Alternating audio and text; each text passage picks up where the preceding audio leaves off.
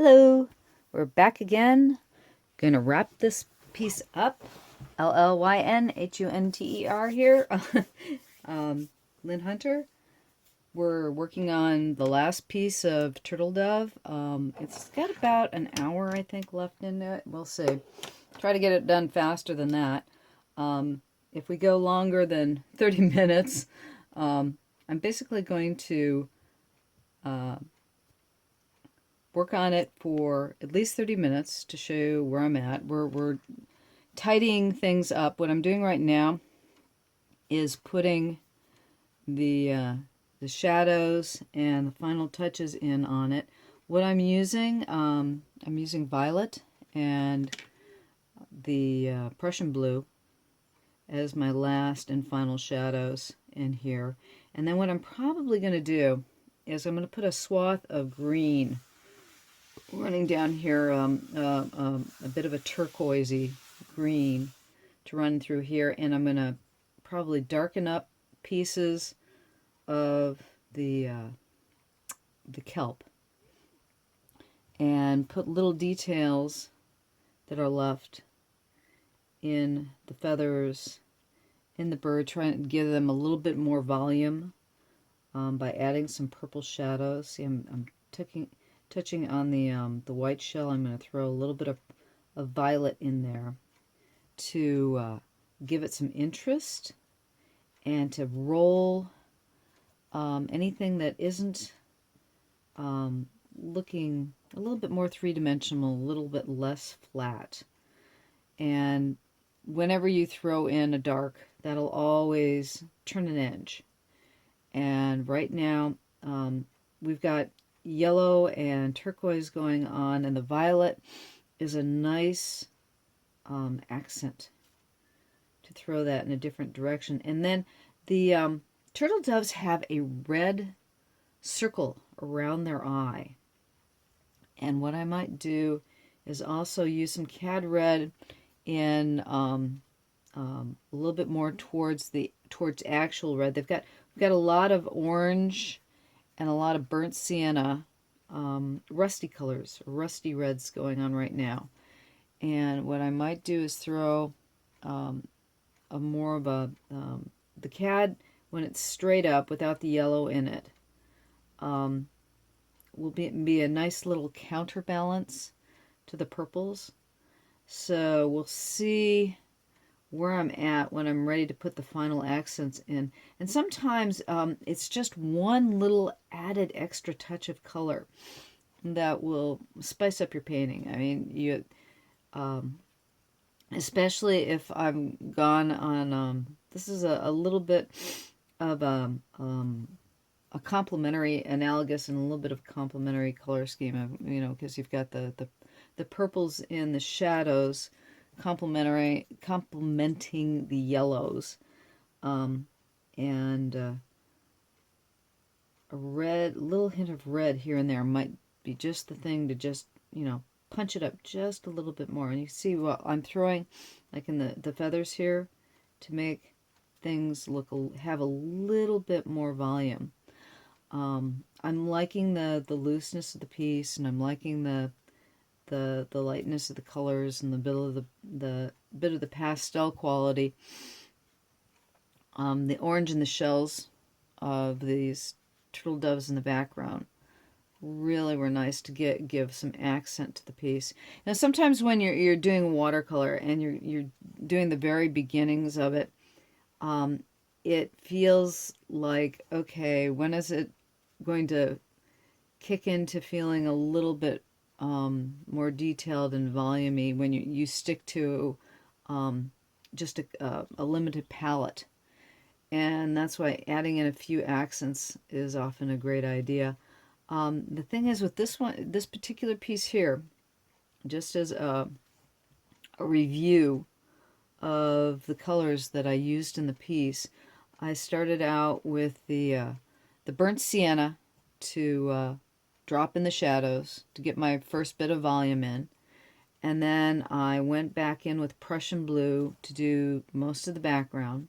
Or actually, I went back in with let's get this right. I went in with the raw umber, yeah, raw umber for the, no, it's burnt umber. Yeah, burnt umber. It's like, get the right color, Llyn. The burnt umber for the olive kelp. And then I went over that with Prussian blue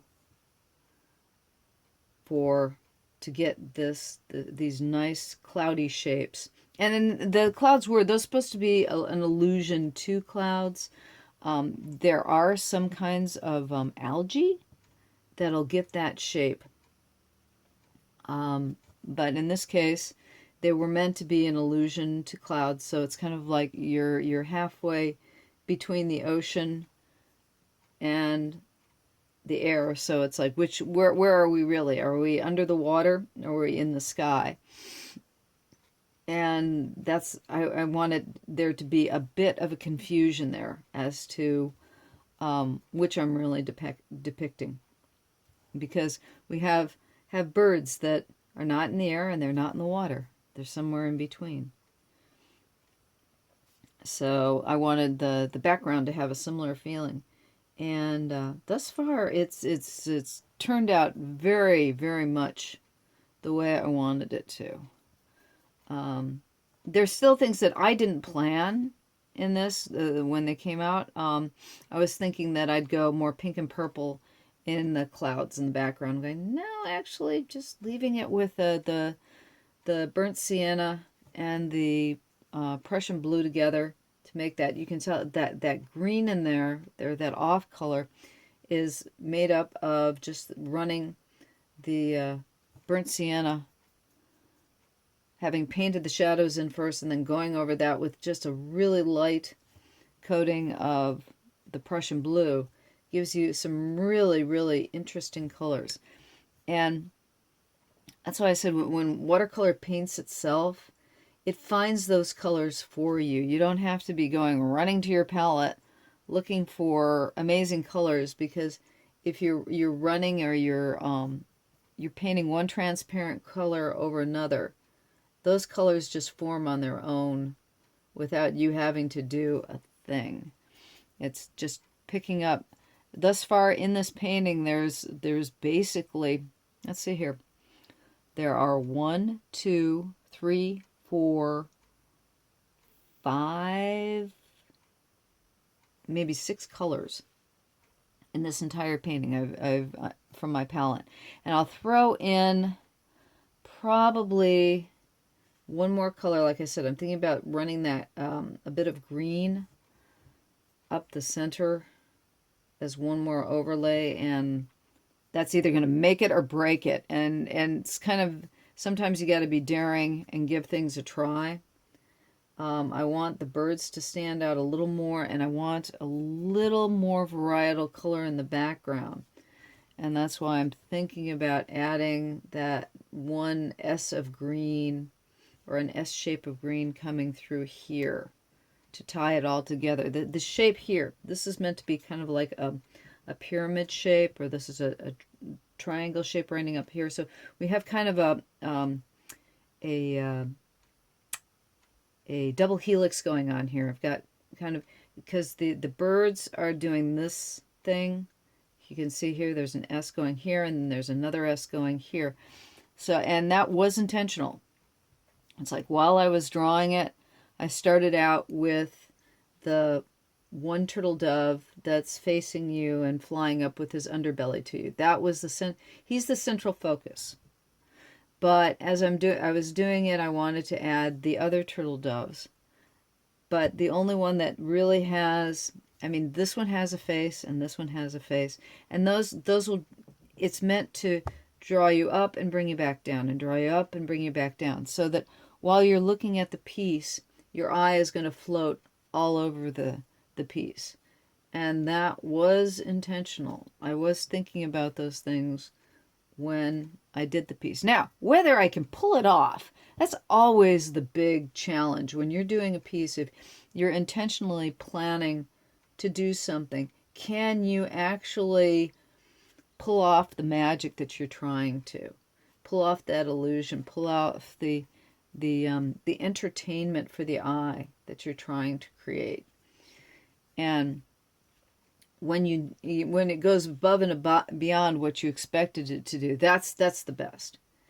And it's always a surprise. With watercolor, I think that's one of the reasons why I really appreciate this medium, is because I'm always surprising myself, because you don't always get what you intend, or you have an idea. It's kind of like having a road map and looking at it through blurry glasses, and you know you've got a destination you want to get to, but you're not quite sure if you're going to be meandering down the right roads.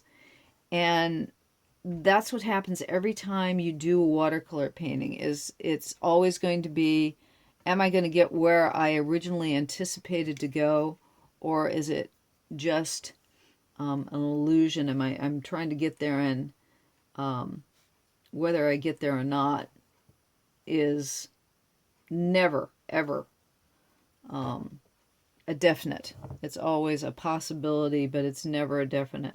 And the thing is that if you keep working at the painting, usually you'll get something you at least like. I'm rarely ever done with a painting where I go, okay, that totally sucks, because if it totally sucks, it's going to go in the trash. I'm never going to show it to anybody. And I'm going, okay, that one just didn't work out. Whenever you're doing a piece, even if it doesn't go the way you initially wanted it to, you'll try to find a way to save it. And there's usually some way to save just about every painting. Not all are savable, but there's usually something in every painting that you can save, or go, okay, maybe I'll look at it, a month from now. The best thing to do if you're not happy with a piece, don't throw it out right away. Put it in the closet somewhere. Give it a few months. Pull it out again. And then you can either figure out how you want to save it, or whether you don't want to save it, or whether you look at, when you were looking at it, you just had a bad day and you weren't sure what you were looking at, and then you pull it out again going, wait a second, that actually looks a lot better than I expected it to. 90% of the time, I'll do a piece that I absolutely detested, and I just leave it alone for a while. Like I said, stick it away somewhere, and I'll pull it out and go, okay, that turned out a lot better than I expected it was. Because when you're right in the middle of the piece, every wart stands out strong. Every single thing that you are not liking about a painting, that will just stand out like crazy. Okay, I'm going to give it a go. I've got to figure out the green that I want in there and how to get it, because it's like I don't want it to go too green. Because it goes too green, I'm going to go, damn, I screwed it up. And if it goes, it's like I don't want it too yellowy, and I don't want it too blue, and trying to get it just the right tint of green is going to be tough. Greens are difficult for me. It's my favorite color, but I have yet to find a way to get, that may be my challenge over the next year here, is finding a way to get a green in that I really like and will work. We will see what happens here. But right now, what I'm going to do, you can see I'm taking this green and I'm going to blob it up. You can see I'm laying down pools of color. And so I'm not quite liking it at the present, but again, the other thing that happens too is you find that once a color dries, it will dry lighter and different than what you expected it to. I don't know how many times I have done a painting and added a color, and it went down really heavy, and I'm going, geez, I really shouldn't have done that. And then after it dries, it'll be like, oh my Lord, that's exactly what I wanted.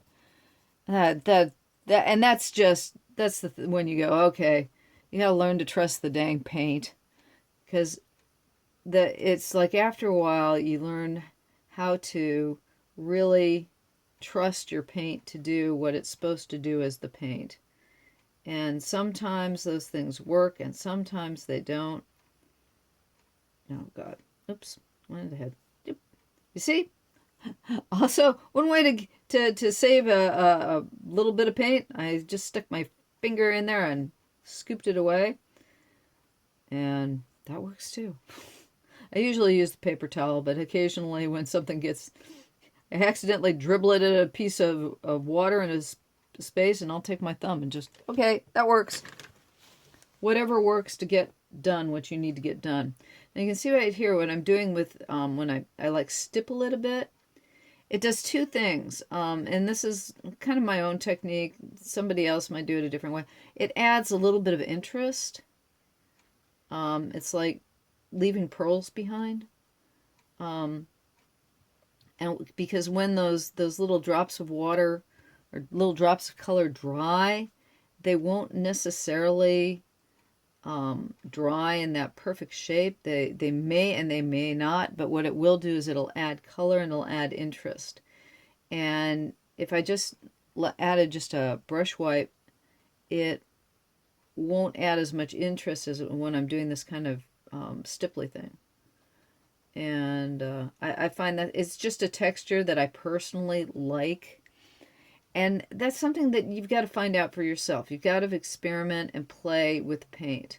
And that's the other fun thing about watercolor is as long as you're not worrying about, okay, I put so much time into the drawing that's underneath this, and if I don't do this right, it's going to totally screw up. And I don't like what's going on with his beak right there, so I'm going to dab that away. Yeah, it wasn't drying quite the way I wanted to see it. There, that's better. And that's what you can do too. You can, if something's not working for you, take it away. The problem with watercolor is you've got to make some snap decisions sometimes. And right now, I'm thinking am liking the way the green's going. I know it's going to dry a lot lighter than the way I'm laying it down right now. So it's like, okay, this is looking a little heavy at the present. And that's okay. It will dry a little different. I need that secondary color in there for a couple of reasons. I need the birds to stand out a little stronger, or I need it, especially our main character here, to have a draw. I need your eye to be more drawn to it, while the others need to look more like background pattern. That's not going to fully come across because I've already set it up as a pattern, because you've got multiples of a similar thing going on. So it's already been set up as a pattern. So the thing is the one creature that is not part of the pattern is our little guy in the front. So it's like that's just, I want your eye to be drawn primarily to he, she, it. And in order to do that, I want it to stand out just a little more. And that's why I'm doing this S swirl of green behind there. I'm doing it to like I said, to let the this particular bird stand out a little more. And also it's a nice color as a complement to the orangey, the red orange that's going on in the piece. And so there's some nice shifting pastels. And there's a lot of good sparkle going on in this one. It's like, the thing is that, like I said, you don't get per se exactly what you want. I'll have an idea in my head of what I want. Sometimes I'll do a color sketch before I start, but I'm seeing these pieces here actually as potential color sketches for oil paintings in the future. What I'd really like to do is I'd like to take some of the punnies that I've done in the past and turn them into oil paintings. For a couple of reasons. Number one, again, watercolors for some reason in the future are never considered as valuable as oil paintings. I have no idea. I do have an idea, primarily because watercolor has always been designed for sketching. It was created for sketching. It was created for preliminary to an oil painting. It was designed as a preliminary to... like I said, the Llyn jewelry design in my other video, I talked about how beautiful the Llyn designs were in watercolor. And it's it's never been given a real high status the way oil painting has. And because of that, you do something in oil, and it's considered more valuable than something that's done in watercolor. That's just, kind of how it is. And what I'd like to do is take some of these kind of to the next step. Take a piece like this and maybe do it as a larger oil painting. But then again, it wouldn't come out with the freshness this has. This is the problem when you take something from watercolor to oil, is that it will lose its freshness. And I'm going to take a little bit more of the raw umber. Yes, I was right. It's raw umber, not burnt umber. Burnt umber is the darker color. Raw umber is the lighter color. And you can see it's like with the green below it, it's giving it more of an olive cast. It's going green. The green. Dip my brush in the wrong paint. Yes, it happens. It's like I'm painting quickly. And it's like the my permanent green, the green that I'm used to mixing this. I mixed the permanent green with the Prussian blue to get the initial green I wanted, and the permanent green is sitting right next to the raw umber on my palette here. So I dipped into the wrong color, but I'm liking the we've got an olive green going on here now, since my brush was in the permanent green, and then it's going over to the raw umber. We have a little bit more of a green going on here. And if you ever get olive kelp on the beach in like California, it usually is a beautiful, actually it's a beautiful raw umber color. It's golden. It's golden in color to green. And once it gets under the ocean, since the ocean has blue and your kelp is raw umber, if you're looking at it from, if you do any scuba diving and you're looking up, it'll look this beautiful, beautiful olive green. And then it's got these little, these are like little gas bladders. Those little olives that are, these things right here, on the kelp itself, they hold the kelp leaves up. So I'm assuming, I'm not sure, I'd have to look it up. You'll have to look it up online. I'm assuming there's carbon dioxide in those little bladders that is a byproduct of photosynthesis, and I'm sure that's what holds the kelp up in the water. Okay, that's looking pretty cool. Yeah, I'm thinking I like that. It's like you don't have much choice. You did it. If you don't like it now. Okay, so these areas I just painted, I'm going in and I'm blotting them out, taking some of that heaviness out by doing a little bit more blotting.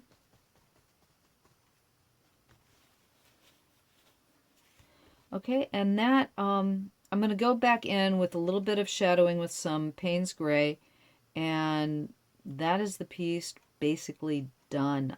What I will do after I go in with the shadowing is it's going to take me about 30 to 45 minutes to do the pen work on top of the painting. I may film that for you so you can see what that looks like in the end as well. Again, this is a larger piece. This is 9 by 12 inches. So when I do my smaller pieces, the 4 by 6, I can do a turnaround of one of those in basically an hour. This one altogether is going to run about 4 hours for the painting and the final pen work.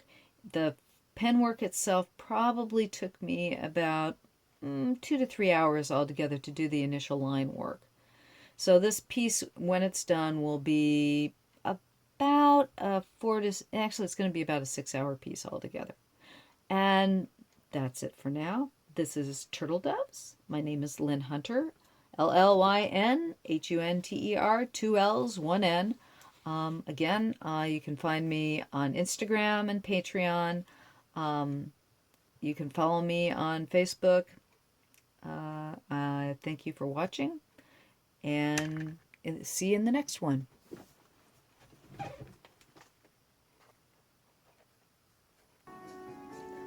Okay then, this is Llyn Hunter, Llynhunter.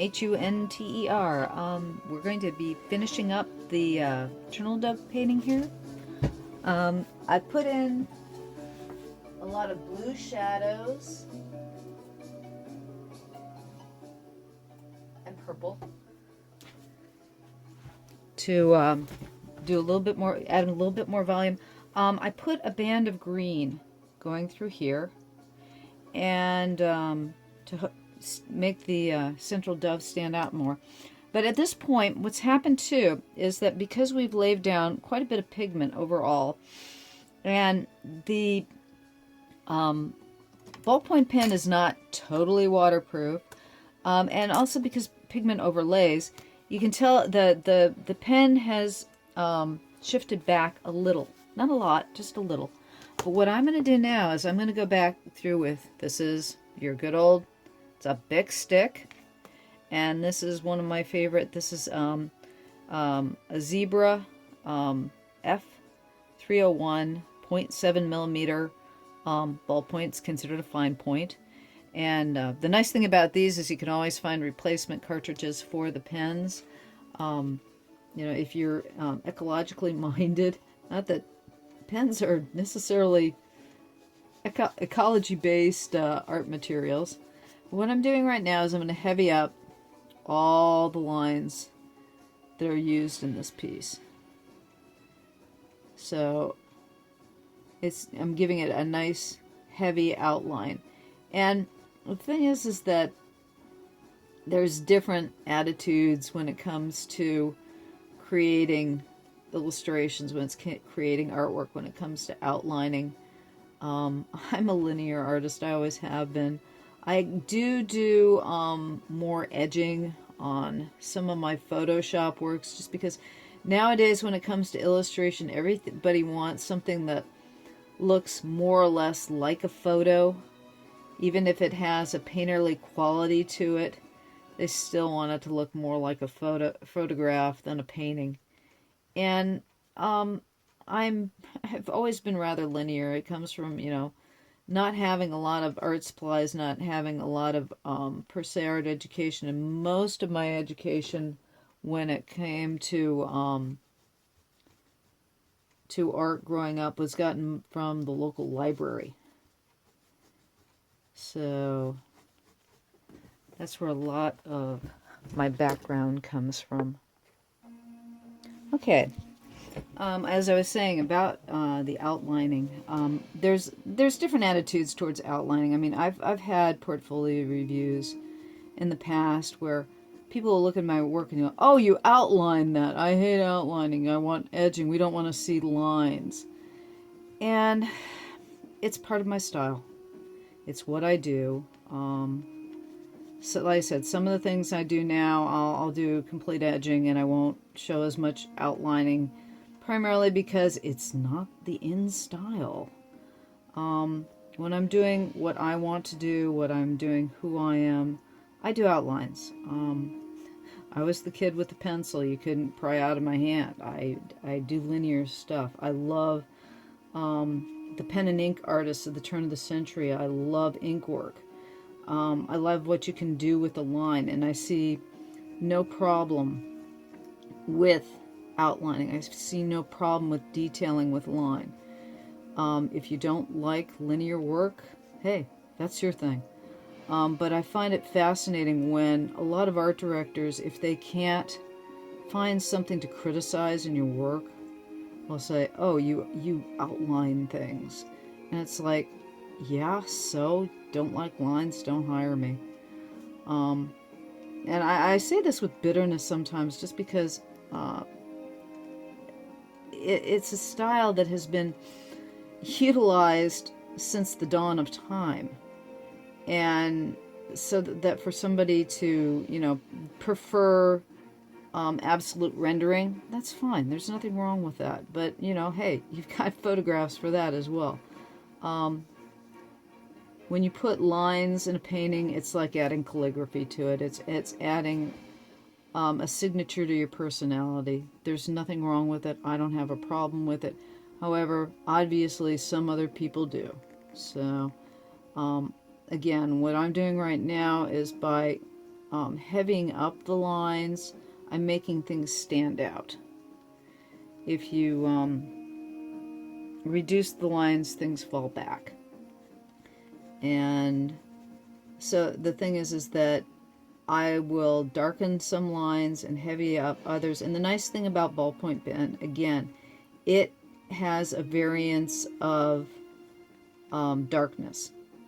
Just like a pencil. If you press harder on a pencil, you'll get a darker line. If you press harder on a ballpoint pen, you'll get a darker line. You'll get a lighter line if you press lighter. It's nice in its variance that way. So some people, it's funny, I didn't even start using ballpoint pen until I was probably 19 or 20, because in high school, they, or I should say before high school, you know, they would, especially in grade school, you'd be punished for using a ballpoint pen. You use ballpoint pen on anything, you'd get in trouble.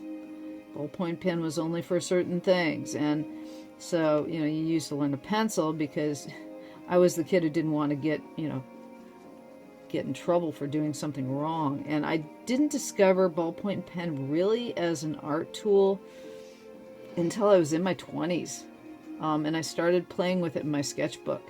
And I really like the play of the line, and I like it when it bloops up, and I like the way it punctuates, and I like the way you can get a varying degree of value out of the pen. And it has its own personality to it. It's a fun personality. It's a dancing line, and I love what it does. It's personally, you know, like I said, people put it down because it's the big stick. It's the cheap tool. But it has a beauty all its own, and the line, like I said, dances in a way that no other tool will. And it's what I like about it. So that's why I like using it. It works in this. I personally feel if you leave it out in the, you know, if you do a sun test with it, it still will take several years left out in the sun. I mean, in the dead of sun. And the only thing that will tolerate that without totally dying is India ink. And India ink is straight on carbon. When you're drawing with India ink, you're drawing with technically carbon that is locked in to glue. Usually it's varnish. It's a varnish of some sort. So the thing is that if you, promise you, that stuff, that'll never die. That you have to burn the paper to get rid of. The only problem with India ink, though, it is black. It is solid black.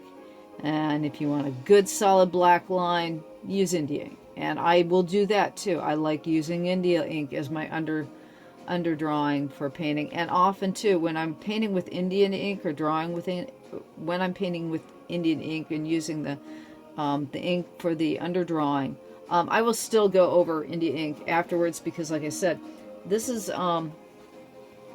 watercolors pigmented. There are some of your colors in watercolor that are dyes, but for the most part, it has pigment in it, so that when you lay it down, even if your linear tool underneath is not dissolving, the watercolor lays pigment over that paint. It's not completely or your line, so it's not completely transparent. So if you can leave the line as it is after you're done painting, there's nothing wrong. If you want a more muted line, that's perfectly fine. If that's what you like, do that. I like to, like I said, go back in and what I call crisping up. Let's have the mouth work here. Honestly, haven't had anything but coffee today. But this tightens up the drawing, tightens up the painting, makes everything look more solid, and defines things. Now what I'll do is, like the kelp here is a bit more in the background. I'm actually drawing a bit lighter on top of that. I'm not heavying up the lines as thoroughly. It's like here I want a really black line around this particular dove because I want this guy to stand out a little bit more. And he'll stand out primarily because of that nice big white, or primarily the sparkling of the white that's sticking out of his chest. That's the thing that's making him stand out more than anything else. But by heavying up these lines around him, making that very distinct and defined, that's also making this particular dove stand out a little bit more. But I want to define these kelp leaves a little bit more, so I'm going to go into these pieces just a little more.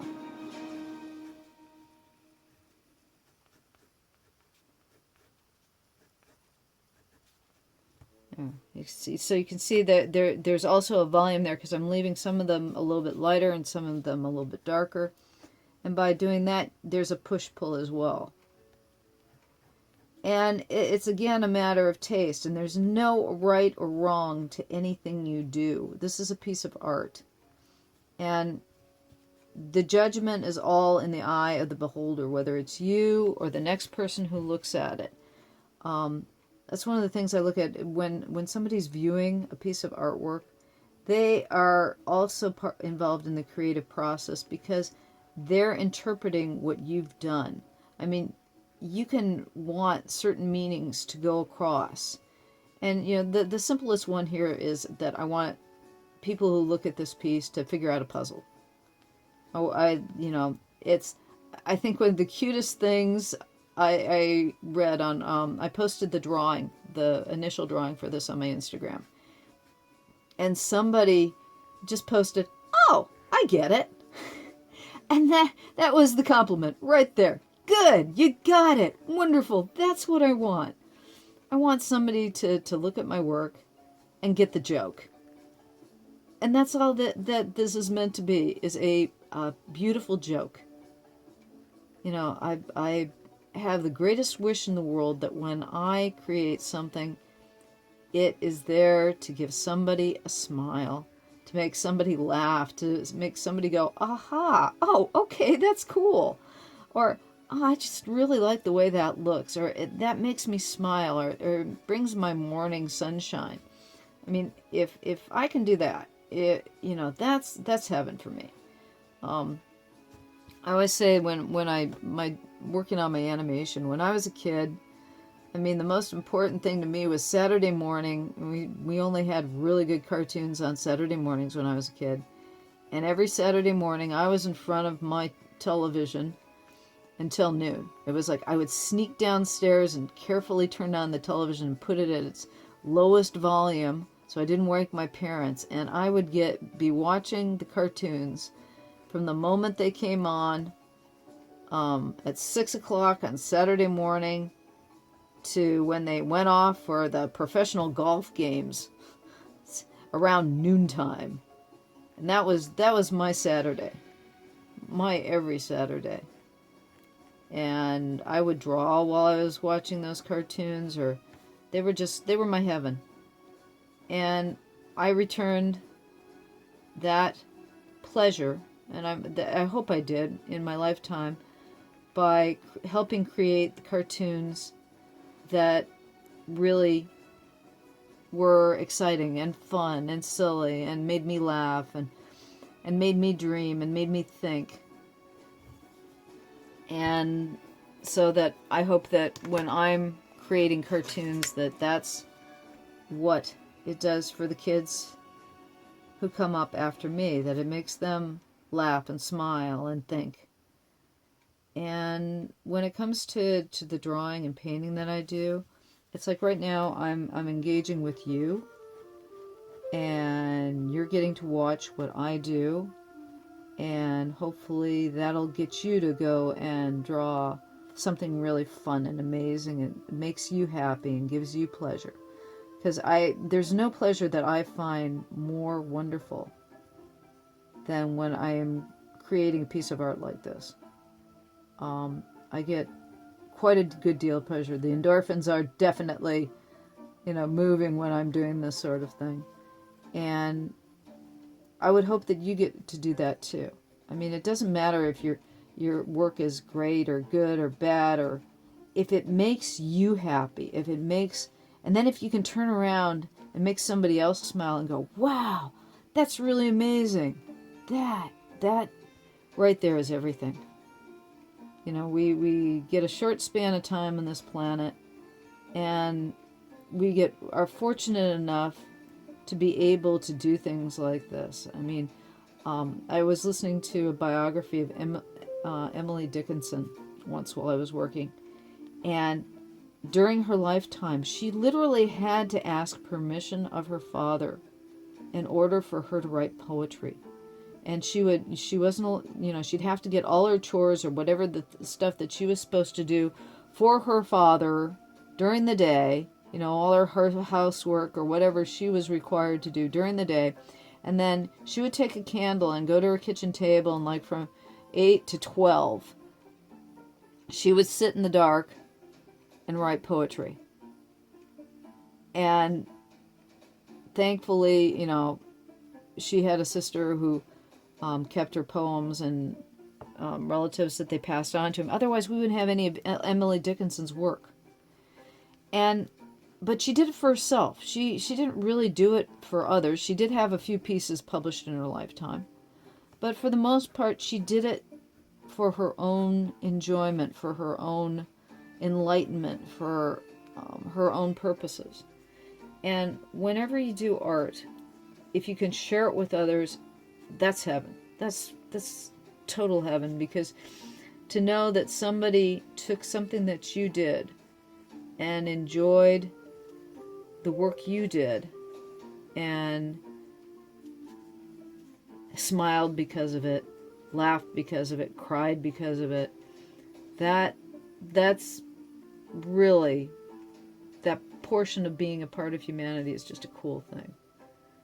And so it's if I have encouraged you in any way, shape, or form to go out there and do a painting of your own, or give it a try, or had made you laugh or go, oh geez, Lynn's human too, or people who do work for like this for a living, they're human. They make mistakes. They do interesting things. We're fortunate enough to have YouTube, where it's like you've come to share a few moments with me, and I get to share a few moments with you, and hopefully you learn something from this. But like I said, as we go on through doing the final touch-up here, you can see that the black lines crispening up, tightening up everything. And it's like I'm picking out particular leaves at the moment that will make your eye follow up the page a little bit better. And I'm leaving some of them behind. I won't even go into detail in some of the background, just because I want to keep them in the background. So your eye will always go to detail. It likes to follow detail. It likes to follow pattern. And I'm still working on how to utilize that better. That's the puzzle right there too. How do you take the elements of design and work them so they create an image that does what you want the audience's eye to do? So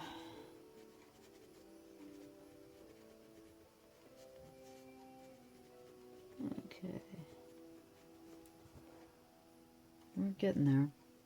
Well, I'm going to be spending like probably another 45 minutes on this thing, doing little nudgy details.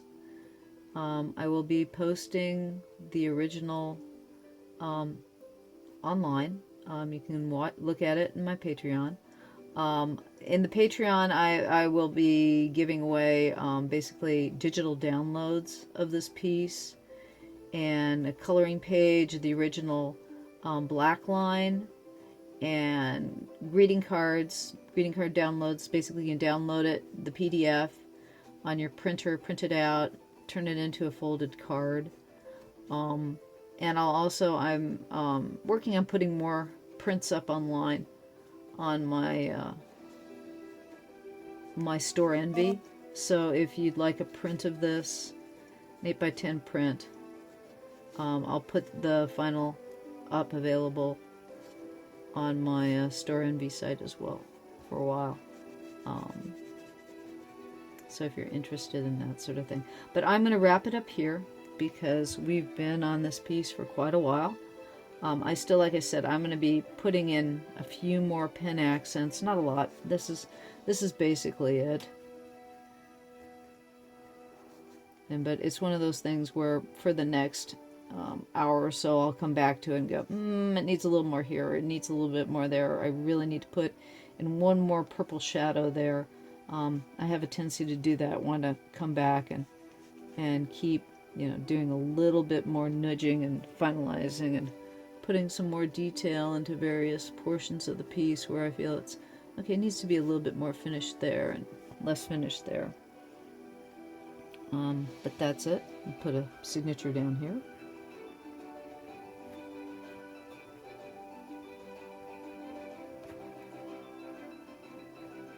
And that's it for Turtle Doves. Thank you for watching. Thank you for coming to my YouTube channel. If you could like the video, I'd appreciate that. And subscribe and ring the bell, because I'm basically going to be doing one of these a week. They're not going to be usually as long as this. Like I said, my smaller pieces usually run 30 minutes. This one will be interesting to see how I break up this particular painting so that you can see the whole thing. But that's about it. Thank you very much for watching. Appreciate your time. Bye-bye.